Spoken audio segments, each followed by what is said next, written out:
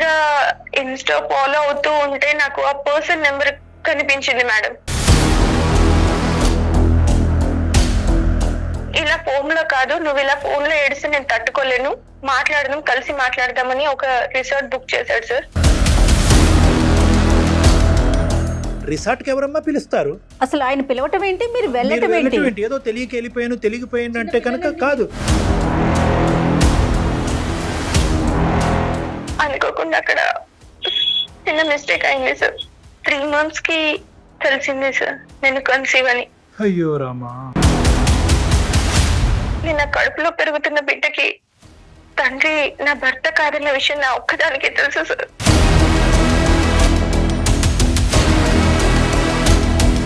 ఈరోజు డాక్టర్ కళ్యాణ్ చక్రవర్తి దీనికి పరిష్కారం చెప్పగలడా, లేదంటే నువ్వు పెళ్లి చేసుకున్న భర్త దీనికి పరిష్కారం చెప్పగలడా? మీరు చేసింది కరెక్టేనా అనే ప్రశ్న మీ వైపు వేసుకోండి ఒక్కసారి. నేను చేసింది తప్పే, నాకు తెలుసు ఆ విషయం, బట్ నేనేమి చేయలేకపోతున్నాను సార్ ఇప్పుడు. నువ్వు అనుకున్నట్టుగా స్మూత్గా సాఫీగా 100% నీకు కంప్లీట్గా కంఫర్ట్ జోన్లో పెట్టి ఈ సొల్యూషన్ ఇవ్వటం అన్నది ఈ భూప్రపంచం మీద మానవ మాత్రుడికి ఎవ్వడికి అవ్వదు.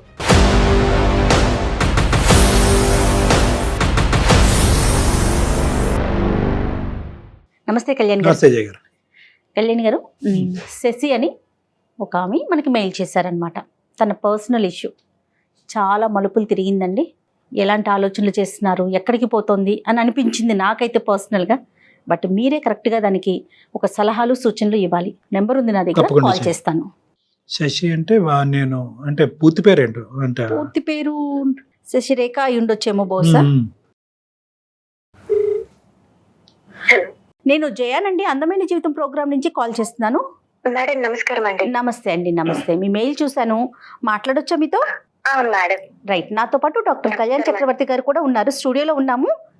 ఒక్కసారి మీరు మెయిల్లో ఏదైతే పెట్టారో ఒకసారి డాక్టర్ గారితో మాట్లాడండి. Okay madam. రైట్ డాక్టర్ గారు. నమస్తే శశి గారు. నమస్కారం సార్. పూర్తి పేరు ఏంటమ్మా? శశిరేఖ? నా పేరు శశిరేఖ అండి, కరెక్ట్, కానీ శశి అని పిలుస్తారండి. చెప్తాను ఏంటమ్మా సమస్య, ఎవరిది? డాక్టర్ గారు, నాకు పెళ్ళి 6 సంవత్సరాలు అవుతుందండి, 6 years అవుతుంది. మా husband the dry fruits business అండి. బానే ఉంటాము, ఇద్దరం ఒక హ్యాపీగానే ఉంటున్నాము. సో ఏంటంటే నాకు పిల్లలు లేరండి. ఓకే. పిల్లలు లేరని చెప్పేసి చాలా సఫర్ అవుతూ ఉన్నాను. చాలా మంది డాక్టర్లను కలిశాను, చాలా గుళ్ళల్లోకి వెళ్ళాను, చాలా నా వరకైన ప్రయత్నాలన్నీ నేను ట్రై చేస్తూనే ఉన్నాను మేడం. సో డాక్టర్ దగ్గరికి వెళ్ళినప్పుడు కూడా అన్ని టెస్టులు కూడా చేశారు నాకు. సో టెస్టులు చేసినప్పుడు కూడా ఓకే, నాకేం ప్రాబ్లం లేదు, పర్వాలేదండి, మీకు అంతా బానే ఉంది అని చెప్పారు డాక్టర్లు కూడా. ఒకరిద్దరిని అలా చాలా మంది డాక్టర్లను కన్సల్ట్ అయ్యాము. ప్రాబ్లం ఏం లేదు మేడం, అవుతుంది అని చెప్పారు. ఓకే అండి అని చెప్పాను. చెయ్యని ప్రయత్నం లేకుండా ప్రతి ఒక్క ప్రయత్నం చేస్తున్నాను, కనపడ్డ రాయి కల్లా ముక్కుతూ ఉన్నాను. ఇలా ఉంటూ ఉండగా కాదమ్మా, కౌన్సిలింగ్ కి ఇద్దరు వెళ్తారు కదా, తను కూడా వచ్చారా, మీ హస్బెండ్ కూడా వచ్చారా? అవును మేడం. ఓకే. మరి కదమ్మా, అతనికి ఏమైనా సమస్య ఉందన్నారమ్మా మెడికల్ గా? ఏమన్నా చెప్పారా? అంటే తను చేయించుకోలేదండి టెస్ట్లు. తర్వాత ఇంకా నాలో ప్రాబ్లం ఏం లేదు అని చెప్పి 2-3 డాక్టర్లు సజెస్ట్ చేసిన తర్వాత తను కూడా చేయించుకోండి అని రిక్వెస్ట్ చేశాను. సో తను అప్పుడు చేయించుకున్నారు. తనకి ప్రాబ్లం ఉంది. సో తనకి ప్రాబ్లం ఉంది, మెడిసిన్ వాడితే ప్రాబ్లం క్యూర్ అవుతుందండి, మీకు పిల్లలు అవుతారు అని చెప్పారు. ఓకే అండి అని చెప్పి తను మెడిసిన్ వాడుతూ ఉన్నాడు. ఇంకా ఫ్యామిలీలో ఎలా ఉంటుందో తెలుసు కదా సార్, పిల్లలు లేకపోయేటప్పటికి సూటిముటి మాటలు, అసలు ఎలా అంటే చాలా ఇబ్బందిగా ఫీల్ అయ్యేదాన్ని. అయినా కూడా పర్వాలేదులే, నా హస్బెండ్ నన్ను చూసుకుంటున్నాడు కదా, అవుతుందిలే, మాకు ఎప్పటికైనా అవుతారు పిల్లలు అన్న హ్యాపీనెస్ లో ముందుకు వెళ్తూ ఉన్నాను, ఎవరేమన్నా పట్టించుకోకుండా అలా జీవితాన్ని కొనసాగిస్తూ ఉన్నాను. ఇది ఇలా ఉండగా ఎప్పుడు తను భోజనానికి నేను క్యారియర్ పంపిస్తాను తనకి షాప్ కి. తనైనా వచ్చి తింటారు, నేనైనా వెళ్ళి ఇవ్వడం అలా జరుగుతూ ఉండేది. ఒక రోజు సడన్ గా అనుకోకుండా తను నాకు ఆకలి లేదు, నేను రాను అన్నారు. లేదు భోజనం చేయాల్సిందే అని చెప్పేసి నేను క్యారియర్ తీసుకొని షాప్ కి వెళ్ళానండి. నేను షాప్ కి వెళ్లే లోపల తను అక్కడ ఇంకొక అమ్మాయితో కూర్చొని చాలా సరదాగా చాలా ఇదిగా మాట్లాడుతూ ఉన్నారు. నేను అక్కడ ఉన్నానని చూసి కూడా నన్ను ఆ అమ్మాయికి కూడా ఇంట్రడ్యూస్ చేశాడు. చేసి కూడా వాళ్ళిద్దరూ హద్దులు దాటి నా కళ్ళ ముందరే అలా ఉండడం చూసి తట్టుకోలేకపోయాను.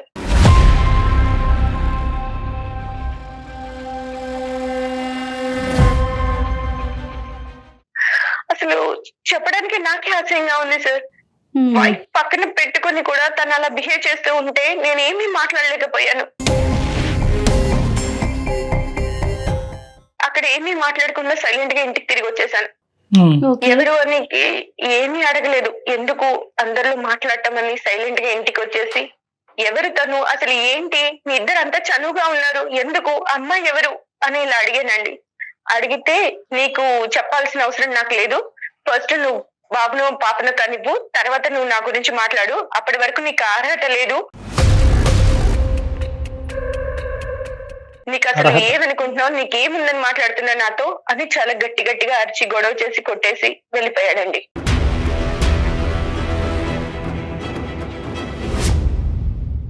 చాలా అసలు చాలా చాలా నరకం అనిపించింది. నేను అన్ని నాలో ప్రాబ్లం లేకపోయినా కూడా నేను చాలా హ్యాపీగా ఉన్నాను. నా ప్రాబ్లం నాలో లేదు, తనలో ఉన్నా కూడా నేను అవన్నీ పట్టించుకోకుండా తనతో జీవితాన్ని కొనసాగిస్తూ చాలా సంతోషంగా ఉంటూ ఉన్న టైంలో తను ఇలా చూసి తట్టుకోలేకపోయాను మేడం.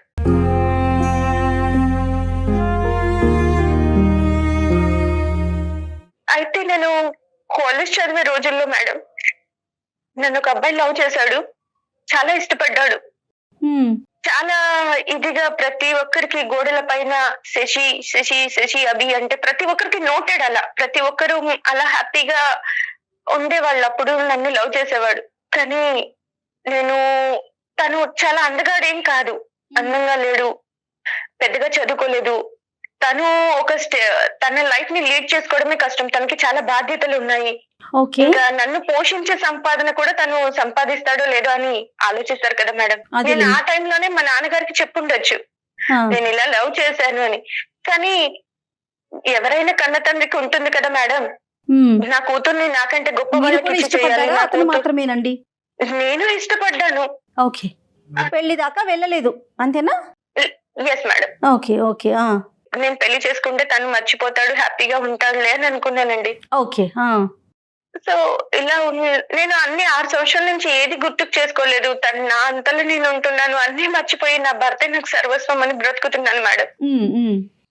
నేను తన కోసమే ఉండాలి అన్నట్టు నేను మా హస్బెండ్ కోసమే అన్ని భరిస్తూ ఉంటూ ఉన్నాను. ఎవరెన్ని మాటలు అన్నా పట్టించుకోకుండా, బంధువులు పిల్లలు లేరు, గొడ్రాలు అని ఇలా చాలా హింసిస్తూ ఉన్నా కూడా నేను ఎప్పుడు పట్టించుకోలేదు. నా భర్తే నన్ను ఇలా చూసేటప్పటికి తట్టుకోలేకపోయాను మేడం. చాలా ఏడుపు వచ్చేసింది, చాలా బాధ అనిపించింది.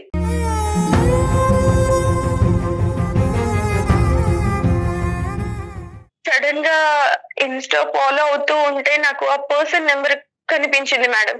ముందతంది. Yes madam. సో కాల్ చేయాలి అనిపించింది, నా బాధ చెప్పుకోవాలి అనిపించింది. కాల్ చేశాను, నా బాధ అంతా చెప్పాను.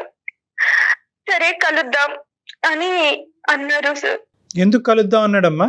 ఇలా ఏడవ బాకు, ఏం కాదు, అన్ని సర్దుకుంటాయి, సరే కలిసి మాట్లాడదాం. ఇంతకాలం బట్టి అతను పెళ్లి చేసుకోకుండా ఉన్నాడమ్మా అతను? లేదు సార్, తనకి పెళ్లి అయింది. పెళ్లి అయ్యిందా? Okay okay. Yes sir. అతను హ్యాపీగానే ఉన్నాడమ్మా అతను మ్యారేజ్? ఇంకా నేను అవన్నీ ఏం మాట్లాడలేదు సార్. నా బాధని నేను తనకి చెప్తాను అన్నట్టు ఫోన్ చేశాను. చెప్పగానే లేదు లేదు, ఇలా ఫోన్ లో కాదు, నువ్వు ఇలా ఫోన్ లో ఏడిస్తే నేను తట్టుకోలేను, మాట్లాడదాం, కలిసి మాట్లాడదామని ఒక రిసార్ట్ బుక్ చేశాడు సార్. సో అక్కడికి వెళ్ళామండి.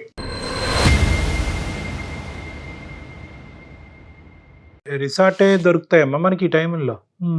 అంటే సార్ నేను అసలు ఆ సిచ్యువేషన్ లో ఎక్కడ ఏంటి అని కూడా ఏం ఆలోచించలేదు సార్. ఫస్ట్ అసలు మాట్లాడాలి, నా బాధను తనతో చెప్పుకోవాలి. నేను ఇలా ఇదయ్యాను, నీ మీద ఉన్న ప్రేమను కూడా నేను చంపుకొని ఇలా ఉంటే నన్ను ఇలా ఇది చేస్తున్నారన్న పెయిన్ లోనే ఎక్కడ ఏంటి అని కూడా ఏం ఆలోచించలేదు. సరే వెళ్ళావమ్మా రిసార్ట్కి వెళ్ళారా? వెళ్ళాను సార్. సో రిసార్ట్కి వెళ్ళిపోయేటప్పటికి తనని 6 years నుంచి మిస్ అయిన ఫీలింగ్ తట్టుకోలేక అసలు చూడగానే నన్ను నేను కంట్రోల్ చేసుకోలేకపోయాను సార్.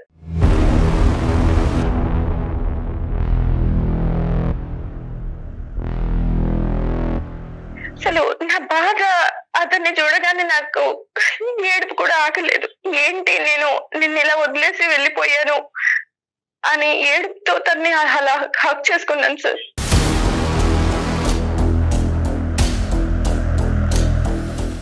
హక్ చేసుకొని నా బాధంతా తనకి చెప్పుకొని చాలా ఫీల్ అయ్యాను. అనుకోకుండా అక్కడ చిన్న మిస్టేక్ అయింది సార్.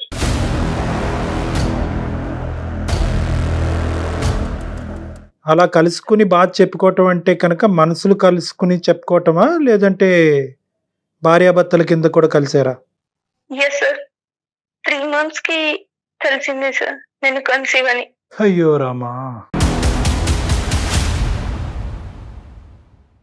సో కన్సీవ్ అవ్వగానే ఇంట్లో వాళ్ళందరూ ఎప్పటి నుంచో ఎదురు చూస్తున్నారు కదా, చాలా హ్యాపీగా ఫీల్ అయిపోయి అందరికి బంధువులకు చెప్పుకోవడము, చాలా సెలబ్రేషన్ లాగా చేసుకుంటున్నారు, చాలా హ్యాపీగా ఫీల్ అవుతున్నారు. మా హస్బెండ్ కూడా అందరూ చాలా ఒక ఫెస్టివల్ లాగా చేసుకుంటున్నారు సార్.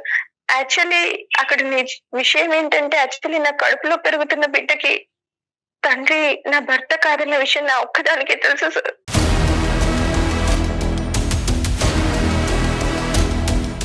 ఎలా చెప్పగలవు అమ్మా, ఎలా చెప్పగలవు ప్రెగ్నెంట్ అయ్యావు అనేది? ఖచ్చితంగా ఆ బిడ్డ నీ బిడ్డ, మీ భర్తతో కలిగినటువంటి బిడ్డ కాదని ఎలా చెప్పగలవు?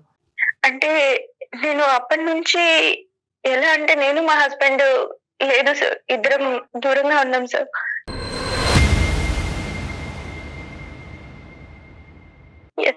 ఇప్పుడు కన్సీవ్ అయ్యాను. ఎన్నో మంత్? కన్సీవ్ అవ్వగానే మా హస్బెండ్ ఇంకా చాలా హ్యాపీగా. మీకు ఇప్పుడు 3rd మేడం. చాలా పెద్ద ఊబిలోనే కూరుకుపోయావు. నాకు ఇప్పుడు బాధ ఏంటంటే సార్, ఇది నా హస్బెండ్ వల్ల కాదు, తన వల్ల. నేను ఈ విషయం తనకి ఎలా చెప్పాలి? చెప్పకుండా ఉండాలా, చెప్పకుండా మోసం చేయాలా? ఈ బాధను నేను తట్టుకోలేకపోతున్నాను సార్. ఇలాంటి పాపం చేశాను, నన్ను ఏం చేయమంటారు? నేను ఎవరికి చెప్పుకోలేకపోతున్నాను, సంతోషంగా ఉండలేకపోతున్నాను. అసలు చనిపోవాలనిపిస్తుంది సార్, చచ్చిపోతే బాగుండేమో అనిపిస్తుంది. కానీ నా చావుకి నా పాప కారణం కాకూడదు కదా.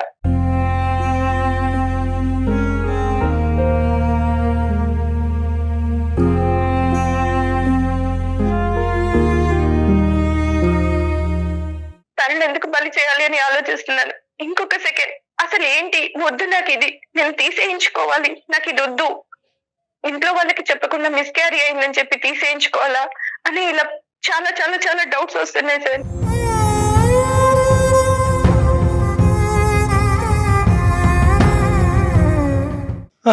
అమ్మ, ఇప్పుడు ఇలాంటి పరిస్థితుల్లో ఎవరు మాత్రం ఏం చెప్పగలరు తల్లి? ఇప్పుడు మోసం చేశానా, నా భర్తను మోసం చేస్తున్నాను అనేటటువంటిది నువ్వు బిడ్డతో కన్సీవ్ అయ్యాక అనిపించిందా, లేదంటే ఆ అబ్బాయితో కలిసిన తర్వాత ఆ రిసార్ట్లోంచి బయటకు అడుగు పెట్టినప్పుడు అనిపించిందా? అదే మోసంగా, అది కూడా మోసమేగా.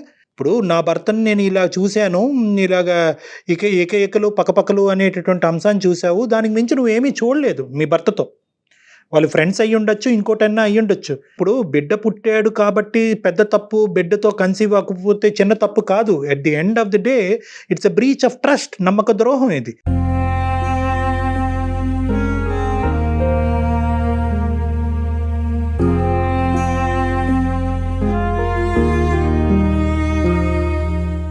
నీ భర్త ఏం చేశాడు అనేటటువంటిది కాసేపు తీసి పక్కన పెట్టండి. మీరు మనస్తాపం చెందారు, మీరు చూసింది ఒకటి, ఊహించుకుంది ఒకటి, మీ మనసులో ఆలోచించింది ఒకటి, ఫైనల్గా జరిగింది ఒకటి. ఈరోజు మీరు అంత దూరం ప్రయాణం చేయవలసినటువంటి అవసరం ఏముంది? నిజంగా మీ మనసులో ఆ అబ్బాయికి అంత స్థానం ఉంటే కనుక అందచందాలు, హెచ్చు తగ్గులు ఇవన్నీ తీసి పక్కన పెట్టి మీ తండ్రితో పోరాడి అతన్నే పెళ్లి చేసుకుంటే పోయిండేదిగా. ఎందుకు మీ మనసులో ఇదంతా దాగిపెట్టి ఏ రోజైతే మీ భర్తని ఒక చూడకూడనటువంటి పరిస్థితుల్లో చూసినప్పుడు ఎందుకు ఇది బయటకు రావాలి?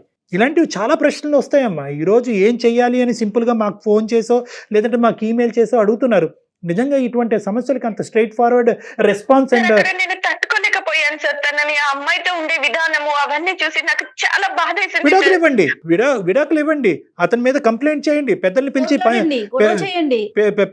పంచాయతీ పెట్టండి. 1,00,000 సమస్యలకి 1,00,000 పరిష్కారాలు ఉంటాయి. కానీ ఈ పరిష్కారాలు ఏంటమ్మా? అతను దిగాడు కాబట్టి నేను దిగుతాను, అతను వేరే తప్పు పద్ధతిలో అనుభవించాడు కాబట్టి నేను అనుభవిస్తానంటే ఇంకేముంటది? ఈ సమాజం ఉంటుందా, బతుకుంటుందా ఈ సమాజం? కుటుంబ వ్యవస్థ అనేటటువంటి దానికి ఒక మీనింగ్ ఉంటుందా? అక్కడికి వెళ్ళిన తర్వాత అసలు అనుకోని అమ్మా, అక్కడికి వెళ్ళిన తర్వాత అనుకుని అక్కడికి వెళ్ళక ముందు అనుకుని కాదమ్మా, అతను నిజంగా కావాలి అని అనుకుంటే కనుక ఫోన్లోనే నేను ఓదార్చుండేవాడు, లేదంటే మీ ఇంటి కిందకి కానీ అతని ఇంటికి పైన కానీ ఎక్కడో చోట మాట్లాడుకునేవారు. రిసార్ట్కి ఎవరమ్మా పిలుస్తారు? అసలు ఆయన పిలవటం ఏంటి, మీరు వెళ్ళటం ఏంటి? ఏదో తెలియకపోయాను అంటే కనుక కాదు. మీకు ఇక్కడ బాధ కలిగింది, అక్కడ ఒక పులకరింపు వచ్చింది, ఇక్కడ బాధలో ఆ పులకరింపు వచ్చింది, ఆ పాత జ్ఞాపకాలు గుర్తొచ్చినాయి, అదే కరెక్ట్ ఏమో అని అనుకున్నారు. నేను అంత సిన్సియర్గా అతను వదిలేసి ఇతను చేసుకోవటం వల్ల ఈ జీవితం ఇలా అయిపోయిందేమో, అతన్నే చేసుకుని ఉంటే కనుక ఒక తప్పు చేయనటువంటి భర్త నా జీవితంలో దొరుకుండేవాడేమో అని చెప్పి మిమ్మల్ని మీరు సముదాయించుకుని ఒక ఆలోచన ప్రకారమే అయ్యిందమ్మా. ఇది అంత కళ్ళు మూసుకుని జరిగింది కాదు. దయచేసి ఆ మాటలు మాట్లాడు. అసలు ఆలోచన మాకు రాలేదు సార్. తనలో కానీ నాలో కానీ 6 years వరకు కలవాలి, మాట్లాడాలన్న థాట్ కూడా నాలో లేదు సార్.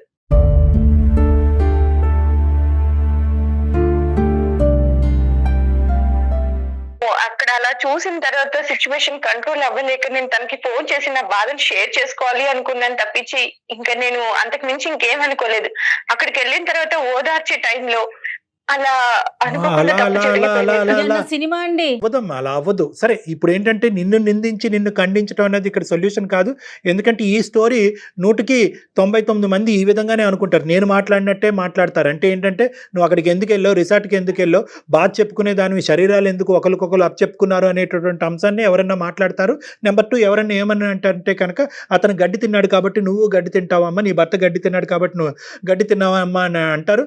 లేదా ఇంకొక వంతు మనుషులు ఏమంటారంటే కేవలం నీ భర్తని ఒక స్త్రీతో పాటు ఒక సంతోషకరమైనటువంటి వాతావరణంలో చూసే దానికి మించి నువ్వు ఏమీ చూడలే కదమ్మా, అతనికి మించినటువంటి మెట్టెక్కి నువ్వు ఎందుకు ఇంత ఇలాంటి దానికి ఒడిగట్టావని చెప్పి అనుకుంటారు. ఈ మూడు రకాలుగా పబ్లిక్ నాకు తెలుసు ఆ విషయం, నేనేమి చేయలేకపోతున్నాను సార్ ఇప్పుడు.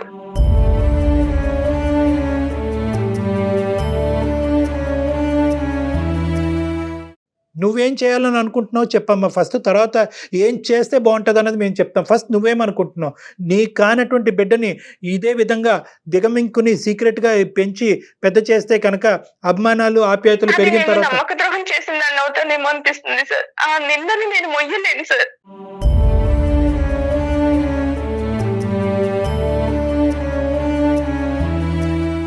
ఇప్పుడు అతని పొజిషన్ ఏంటి, మీ హస్బెండ్ పొజిషను? తను చాలా హ్యాపీగా ఫీల్ అవుతున్నాడు సార్. ఇన్ని ఇయర్స్ తర్వాత కన్సీవ్ అయ్యింది నా వైఫ్ అని చాలా సెలబ్రేషన్ గా చాలా హ్యాపీగా ఫీల్ అవుతున్నాడు. పుట్టబోయేటటువంటి బిడ్డని పుట్టక ముందే ఇంత బాగా ప్రేమిస్తున్నాడు అనే ఆలోచన వల్ల ఇప్పుడు నువ్వు చేసిన తప్పు అని నీకు అనిపిస్తుందా? అంటే సార్ నాకు అర్థం కాదు, పిల్లలు పుడితేనే భార్యనా సార్? పుట్టకపోతే భార్యని ఏ రకంగా అయినా ఊహించుకోవచ్చా? పక్కన ఇంకొక అమ్మాయి భార్య నించొని ఉంటే ఇంకొక అమ్మాయి ఆవిడతో ఉంటే భార్యకి ఎంత బాధ అవుతుంది సార్? అమ్మ, బిడ్డల గురించే భార్య అనేటటువంటిది తప్పు, కానీ బిడ్డల గురించే భార్య అనేటటువంటి విధంగా పక్కదో వెళ్ళినటువంటి భర్తను చూసి ఆడది ఇంకో తప్పుతో పట్టి వేరే వ్యక్తికి గర్భం దాల్చడం అనేది తప్పున్నారా? సో ఇక్కడ నేనేమంటున్నానంటే అది తప్పే, ఇది తప్పే. ఆ సబ్జెక్ట్ గురించి మనం తర్వాత మాట్లాడుకుందాం. నీ భర్త ఎందుకు అలా ఆలోచించాడు, బిడ్డ పుట్టగానే బిడ్డతో కన్సీవ్ అవగానే నీ దగ్గరికి ఎందుకు పరిగెట్టుకుని వచ్చాడు అనేది సపరేట్ సబ్జెక్ట్. ఆ ప్రశ్న మీరు వేసుకోండి ఒకసారి, అది తర్వాత చేసింది కరెక్టేనా అనే ప్రశ్న మీ వైపు వేసుకోండి ఒక్కసారి. ఇప్పుడు మనం ఇప్పుడు ఏంటంటే ఇప్పుడు అతను చేసిన తప్పు కాదా అండి అనేటటువంటి పరిస్థితిలో మనం లేము. అది కాదు ఇక్కడ సబ్జెక్ట్. ఇక్కడ మీరు చేసినటువంటి తప్పు, ఈ తప్పుకు పరిష్కారం ఏంటి, అసలు పరిష్కారం అన్నది ఉందా అనేది కూడా మనం అడగాలి. పరిష్కారం ఉందా? ఈరోజు డాక్టర్ కళ్యాణ్ చక్రవర్తి దీనికి పరిష్కారం చెప్పగలడా, లేదంటే నువ్వు పెళ్లి చేసుకున్న భర్త దీనికి పరిష్కారం చెప్పగలడా? అదే అర్థం కావట్లేదు సార్. నా జీవితం ఎటు వెళ్తుందో కూడా నాకు అర్థం కాని సిచ్యువేషన్ లో ఉన్నాను. దయచేసి మీరు నాకు హెల్ప్ చేయగలరా? నీ మైండ్ లో ఉన్న ఆప్షన్స్ ఏంటో చెప్పమ్మా, దాన్ని బట్టి నేను చెప్తా. ఆ బిడ్డకు తండ్రి తిను అని చెప్పి నేను ఉండగలనా? అంత ధైర్యం నాకు లేదు సార్. రైట్, అది ఉండలేవు. ఈ సీక్రెట్ గా అయితే దాచిపెట్టేటటువంటి అవకాశం లేదన్నది క్లియర్ కట్ గా ఇందాక చెప్పేశావు. Option number 2. రెండోది ఏంటి తల్లి? చెప్పకుండా వెళ్ళి మిస్క్యారీ అయిందని చెప్పాలా అని ఆలోచిస్తున్నాను సార్. అంటే అబార్షన్ చేసుకుని వెళ్దామనమ్మా? Yes sir. రైట్, అది రెండోది. మూడోది ఏంటమ్మా, ఇంకేమైనా ఉన్నాయా? లేదు సార్. మూడో ఆప్షన్ నేను చెప్పనా? ఆ బేబీ వద్దు తనకంతే. అమ్మ, ఇప్పుడు బిడ్డతో నీకు ఒక ఇమోషనల్ అటాచ్మెంట్ పెరిగిందా లేదా? పెరిగింది సార్. పెరిగింది కదా. సో ఒక అబార్షన్ అనేటటువంటి మార్గంలో వెళ్ళి బిడ్డనైతే చంపుకోలేవు కదా. అది మేము కూడా మాట్లాడలేం. అబార్షన్ గురించి ఎవరికి వాళ్ళు నిర్ణయం తీసుకోవాలి, కానీ బయట వ్యక్తులుగా మేము దాని గురించి చేయించుకోమా వద్దామా అని చెప్పేటటువంటి హక్కు మాకు లేదు. అది చట్టరీత్యా కరెక్ట్ కూడా కాదు. సో ఆ అంశాన్ని తీసి పక్కన పెడదాం. నేను మూడో ఆప్షన్ నేను ఒకటి చెప్తా.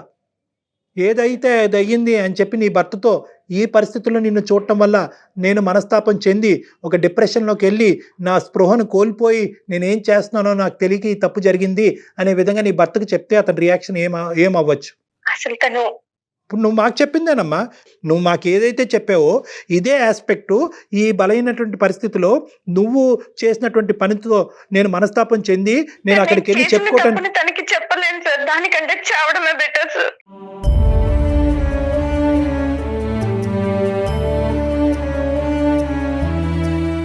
నేను తనకి చెప్పి తనని బాధ పెట్టి ఇలా అవ్వడం కంటే నేను సూసైడ్ చేసుకోవడమే కరెక్ట్ సార్.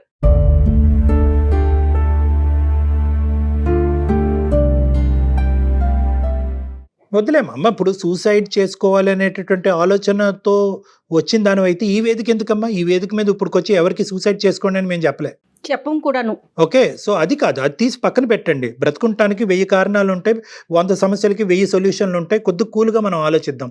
ఇప్పుడు నేనేమంటున్నానంటే బిడ్డను వద్దు, మిస్క్యారేజ్ అయ్యిందని చెప్పి వాళ్ళకి చెప్తే బాగుంటుందేమో, సమస్యకి పరిష్కారం నువ్వు అనుకుంటున్నాం.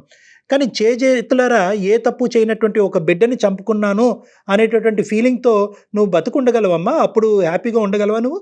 అది కూడా బాధేగా. అది కూడా బాధే. నీ పరువు జీవితాంతం మా బాధని మొయ్యగలనా సార్ నేను? ఇప్పుడు బిడ్డకు తండ్రి తను కాదు అని జీవితాంతం మా బాధ నేను. అది కరెక్టే. కానీ నేను ఏంటంటే నువ్వు చెప్పినటువంటి ఆప్షన్ బి నేను అంటున్నానమ్మా. ఒకప్పుడు మిస్క్యారేజ్ అయ్యింది అనేటటువంటి విధంగా వాళ్ళు చెప్పటం వల్ల నీకు 2 సమస్యలు అప్పటికీ లైవ్లో ఉంటాయి. 2 నీ బుర్ర తినేటటువంటిది నేను డిప్రెషన్లోకి తీసుకెళ్లే 2 సమస్యలు అప్పటికీ ఉంటాయి. బిడ్డను నేను చేతులారా చంపుకున్నాను. ఒక మనిషితో కలవలసినటువంటి అవసరం ఏంటి? పాపం పుణ్యం ఎరగినటువంటి బిడ్డని భూమి మీదకి తీసుకురాకుండా లోపలే చంపుకోవాల్సినటువంటి దుర్భర స్థితికి నేను ఎందుకు దిగజారిపోయాను, నేను ఎందుకు ఒక హంతకురాల్లా మారాను అనే ఫీలింగ్ కూడా నీకు రావచ్చు. నెంబర్ 1. నెంబర్ 2, కేవలం ఇది చేయటం అన్నంత మాత్రాన నీ తప్పు చెరిపేసుకోగలవమ్మా? అప్పుడు కూడా నువ్వు చేసినటువంటి తప్పు నిన్ను వెంటాడుతుంది కదా. అవుట్ ఆఫ్ ద మ్యారేజ్ నేను ఒక మనిషిని కలిశాను, నా భర్త కళ్ళు కప్పి నేను ఒక తప్పు పని చేశాను అనేటటువంటి ఆలోచన వెంటాడుతుంది కదా. సో బిడ్డను చంపుకోవటం వల్ల, ఈ బిడ్డను అబార్ట్ చేసుకోవటం వల్ల నీకు నీ సమస్యకి దీర్ఘకాలికమైనటువంటి పరిష్కారం దొరుకుతుందని నేను అనుకోవట్లే. So your option B is not apt and not correct. మరి ఎలా సార్? ఎలా నేను బ్రతకడం? ఎస్, నేను చెప్పేది ఏంటి అంటే తప్పు జరిగింది. ఈ రోజు కాకపోయినా రేపైనా నీ తప్పు నువ్వు ఒప్పుకునేటటువంటి పరిస్థితి వస్తుంది. ఏది? ఇర్రెస్పెక్టివ్ ఆఫ్ ద ఫ్యాక్ట్ నువ్వు గర్భం ఉంచుకున్నా, తీయించేసుకోవాలని అనుకున్నా, నీ మనసులో ఆ ముళ్ళు అలా గుచ్చుకుంటుంది. గుచ్చుకున్నంత కాలం నువ్వు హ్యాపీగా నీ భర్తతో నువ్వు సంసారం చేయలేవు, సంతోషంగా సుఖంగా ఉండలేవు. తప్పు చేశాను అనే ఆలోచన నేను తినేస్తుంది. కాబట్టి తప్పు ఈరోజు ఇర్రెస్పెక్టివ్ ఆఫ్ ద బిడ్డ ఉందా లేదా అనే అంశం కాకుండా తప్పు ఎప్పటికైనా ఒప్పుకోవాలి. తప్పు ఒప్పుకోవాలి, ధైర్యంగా ఒప్పుకోవాలి. అతను కలిసి ఉంటాడా ఉండడా తర్వాత విషయం, ఆ తర్వాత అంశం అమ్మా. కలిసి ఉంటారా అంటే ఏ కుటుంబాన్ని వెడగొట్టేటటువంటి ఉద్దేశం నాకు తెలియదు, నాకు ఆ ఉద్దేశం లేదు. అర్థం చేసుకొని ఉంటాడు సార్ నాతో. రైట్, అది ఆప్షన్ బి. నన్ను చూస్తాడు కదా. అది ఆప్షన్ బి. అతను ఉంటాడా? అతను ఉండడు కాబట్టి నేను తప్పు కప్పేసి ఇలా నా లోపల దాచేసుకుని నేను ఒక ఆర్టిఫిషియల్ జీవితం అతనితో గడుపుతాను అనుకోవటం అనేది ఇంకా నరకయాతం. ఒక బిడ్డను చంపేసుకుని ఒక అబద్ధాన్ని కప్పేసి ఒక ఆర్టిఫిషియల్గా ఇంకో 40-50 సంవత్సరాల పాటు మా ఆయన కళ్ళు కప్పేసి ఏమీ తెలియని దానిలాగా నేను నా భర్తతో పాటు గడుపుతాను అనేటటువంటిది ఇంకా ప్రమాదకరం. లేదు, నువ్వు అలా చెప్పేటటువంటి ధైర్యం నీకు లేదు అంటే కనుక ఆ మెసేజ్ కన్వే చేయమంటే నేను కన్వే చేస్తాను. నేను ఈ నిజాన్ని తనకి చెప్పి నేను తనతో ఉండలేను సార్. తను నన్ను పిల్లలు పుట్టకుండానే నన్ను ఒక రకంగా చూసేవాడు. ఇప్పుడు ఈ రకంగా చేశానంటే తను నాతో ఉంటాడని నేను అనుకోను సార్. ఈ విషయం తెలిస్తే నాతో ఉండడు తను.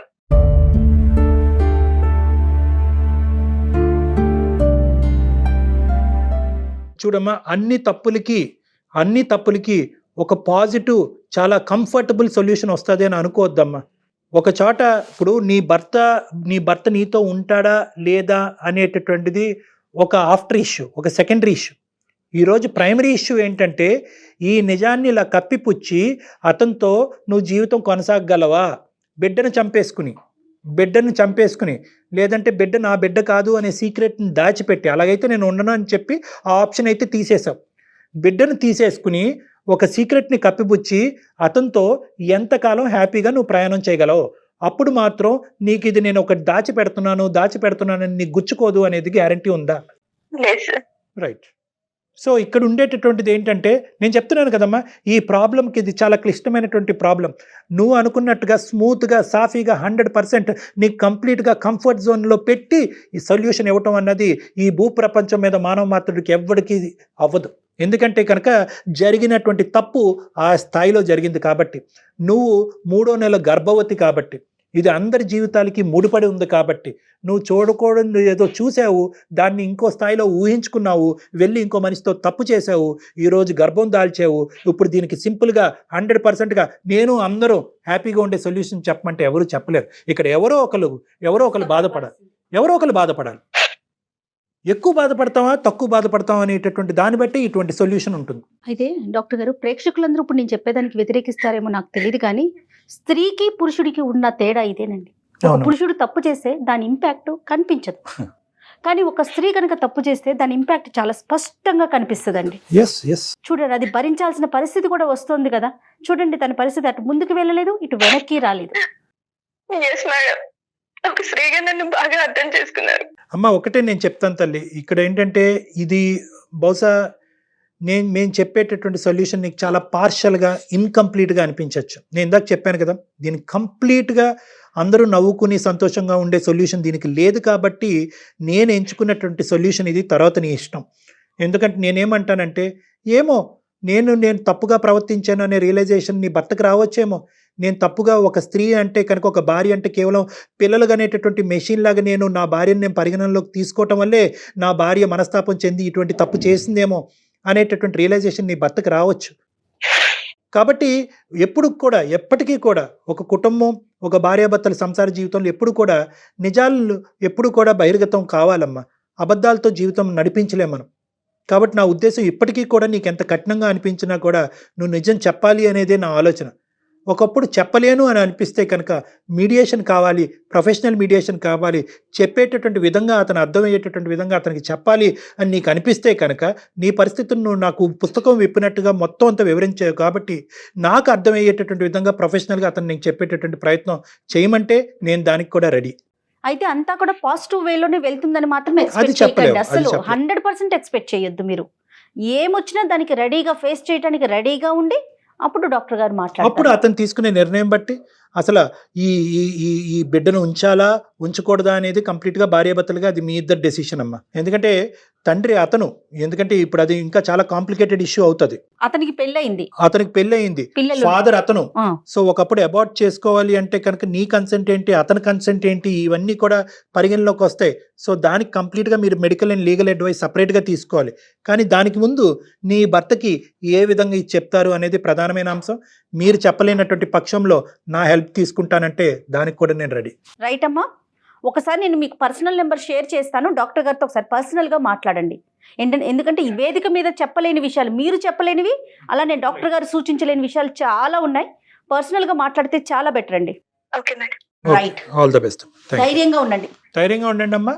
చనిపోవాలనే ఆలోచన మాత్రం దయచేసి రానివ్వండి. ఓకే అమ్మా. ఇంతకు మించి పరిష్కారం కనిపించట్లేదు డాక్టర్ గారు. ఎందుకంటే పర్సనల్గా మీతో వచ్చి మాట్లాడటం తప్ప తను పూర్తిగా చెప్పలేకపోతుంది. వేదికగా మనము చెప్పలేకపోతున్నారు. మీరు కూడా సరైన, అంటే ఇంకొంచెం డెప్త్గా చెప్పాలన్నా కూడా చెప్పలేని సెన్సిటివ్ విషయాలు కదా. చాలా సెన్సిటివ్ ఇష్యూ అమ్మా. దీనివల్ల ఎవరో ఒకరు బాధపడతారు. ఖచ్చితంగా ఈ అమ్మాయి తప్పు చేసినందుకు ఈ అమ్మాయి కొద్దిగా ఎక్కువ బాధపడాలి, అది తప్పదు. ఆ బాధలో రకరకాలు ఉండొచ్చు.